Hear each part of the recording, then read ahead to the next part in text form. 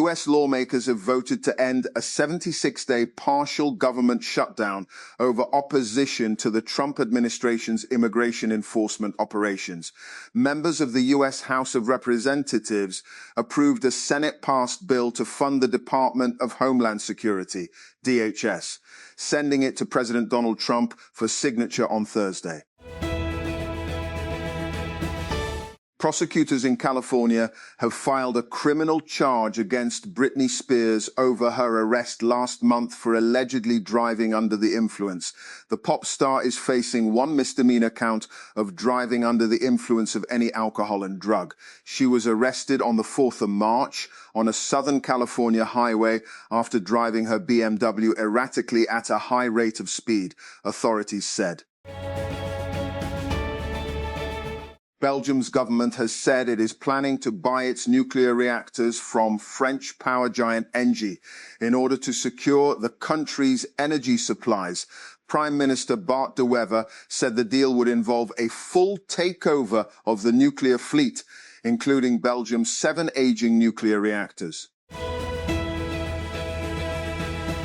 A Ugandan court has sentenced a man to death for killing 4 children at a nursery school in the capital, Kampala, earlier this month. Christopher Okello Onyem was found guilty of fatally stabbing the children, aged between 1 and 3 years old, on April 2. And President Donald Trump has signed into law a bill to resume funding for the Department of Homeland Security, DHS.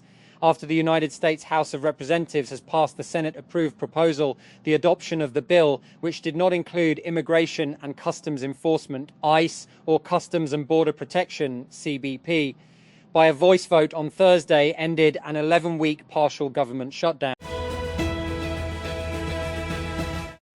Reporters Without Borders, known by its French acronym RSF, has condemned Israel for kidnapping 3 journalists on board the Gaza-bound Global Sumud flotilla, which Israel intercepted while it was travelling in international waters.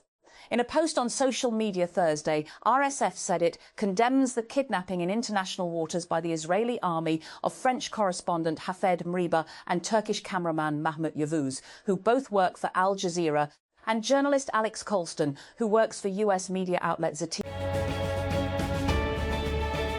US President Donald Trump has told reporters that "I'm okay with Iran playing in the upcoming Football World Cup, which will be held in North America in June and July."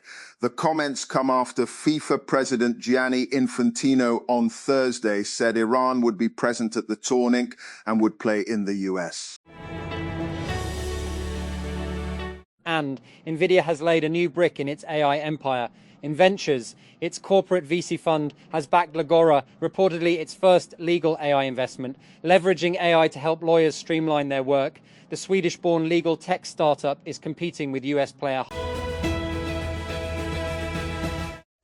FIFA President Gianni Infantino has insisted Iran will play World Cup matches in the United States, despite the football governing body's Congress opening without the country's delegation, its absence highlighting tensions and challenges surrounding the tournament.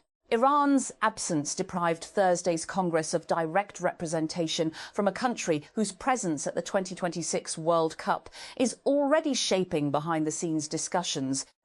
And the issue is particularly acute given the tournament's cross-border nature. Mexican President Claudia Sheinbaum has cast doubt on accusations by the United States that Sinaloa Governor Ruben Rocha collaborated with the Sinaloa drug cartel after U.S. prosecutors charged him with having ties to organized crime. My position on these events is as follows: truth, justice, and the defense of sovereignty, Sheinbaum said on Thursday. She added that the U.S. claims lack credibility unless they are backed by actual evidence. And United States President Donald Trump has said Tennessee will redraw its electoral map following a U.S. Supreme Court ruling that gutted a key provision of the landmark U.S. Voting Rights Act. While the Supreme Court's ruling on Louisiana's electoral map has wide-ranging implications across the country, it also has implications for the broader electoral landscape.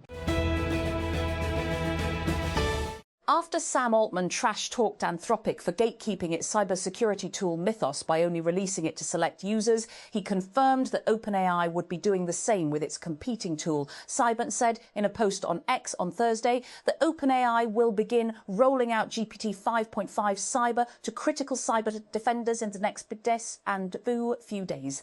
OpenAI has an application about their credentials and planned use in order to go access. Planned use. And security researchers are sounding the alarm on a newly discovered vulnerability in the widely used web server management software cPanel and web host manager WHM. The bug allows hackers to hijack and take full control of the servers running the affected software, which is thought to be used by tens of millions of website owners around the world.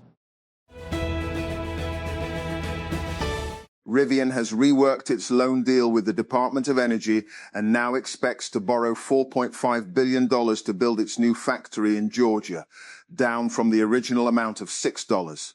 $6 billion allocated under the Biden administration. The company also announced Thursday that it will draw on the loan sooner than planned, in early 2027, and expects to increase the total capacity of the Georgia plant from 200,000 to 300,000 vehicles in its initial phase of operation, another sign that the company has high hopes for its upcoming R2 SUV.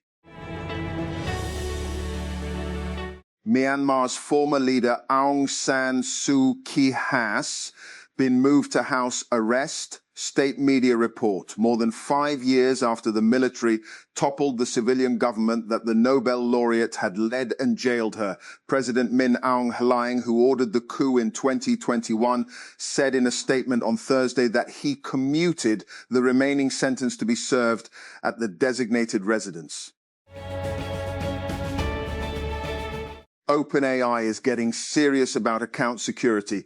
The company on Thursday launched Advanced Account Security, a set of opt-in protections for ChatGPT users designed for high-value individuals, but available to anyone who wants them. Faraday Future paid around $7.5 million to a company controlled by its founder Jia Yuting in 2025, according to a new regulatory filing. The long-struggling electric vehicle startup made the payments in a year when it delivered only 4 vehicles and lost nearly $400 million. The company has pivoted to selling cheaper vans and robots imported from China. The federal government on Thursday approved another big increase in diesel and petrol prices for the next 8 days. The Prime Minister has sanctioned an increase of Rs. 19.39 per litre in the price of diesel and 6.51 per litre for petrol. Following the approval, the price of diesel will now be Rs. 399.58 per litre and petrol 399.86 per litre. And the government raised on Thursday the price of petrol by Rs 6.51 per litre and that of high-teen 0.39. Following the increase, the price of petrol stands at 399.86 per litre and HSDs at 399.58. A bomb that killed a soldier in a remote Russian town was likely targeting a notorious Russian commander known as the Butcher of Bucha. Russian and Ukrainian media and military bloggers said. Russian authorities said the bomb attack on Tuesday in the Far East Khabarovsk region killed 1 person and injured several others. And explosions rocked Mali's capital on April 25 as rebels carried out coordinated attacks across the country. Mali's defense minister was killed along with his wife and children when an attacker struck their home. With Bamako under siege and the military leadership briefly disappearing from view, who is really behind the violence in Mali? In this episode, President Donald Trump has renewed his attacks on German Chancellor Friedrich Merz as the rift between the United States and one of its closest European allies widens over Berlin's criticism of the war on Iran. The US president suggested on Thursday that Merz should focus on German and European affairs rather than comment on the conflict in the Middle East. And an Israeli human rights organization has petitioned the Supreme Court to demand the immediate release of 14 doctors from Gaza held without charge for more than a year. Physicians for Human Rights Israel, PHRI, said on Thursday that it filed the petition after the Israeli military's chief of staff, Eyal Zamir, failed to respond to its request to release the group, which includes pediatricians, orthopedic specialists and surgeons. The United States has fallen to a historic low in the Reporters Sans Frontières, RSF, or Reporters Without Borders, annual press freedom tracker, continuing a decade-long decline, the organization has said. The report on Thursday recorded a global drop in press freedom indicators in 2025, with for the first time more than half of the world's countries labeled as difficult or very serious.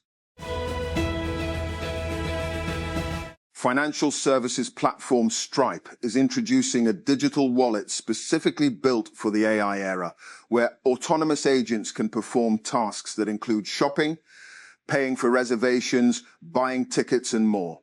At its annual conference this week, the company introduced Link, a wallet that allows you to connect various payment methods, track your spending, and view your recurring subscriptions. It also lets you integrate your AI agents so they can spend on your behalf. Secure.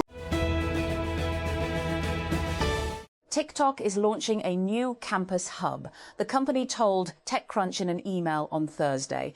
The new hub features dedicated college group chats and personalized feeds designed to help students stay connected with their campus communities even while they're away for the summer. The new hub builds on the app's campus verification feature, which launched last August, and lets users add their college campus to their TikTok profile and browse a list of students at their school in order to find and connect with others on their campus.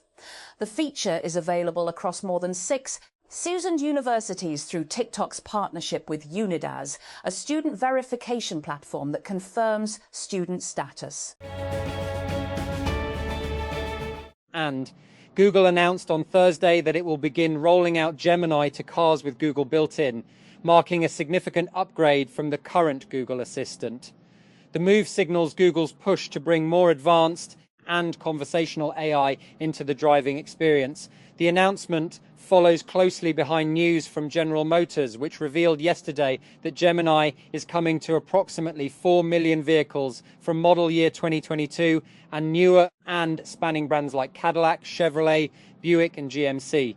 However, today's announcement didn't name specific automakers, suggesting that Gemini won't be limited to GM vehicles.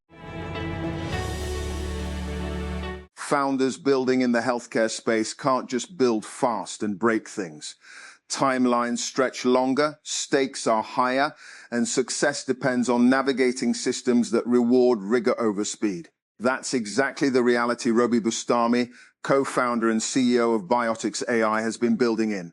His company is developing an AI co-pilot for ultrasound that helps detect fetal abnormalities, an area where misdiagnosis rates remain surprisingly high. Bustami joined Isabel Johannesson on Build Mode to discuss how the company has navigated a highly regulated space and kept the team motivated while cutting through all the red tape.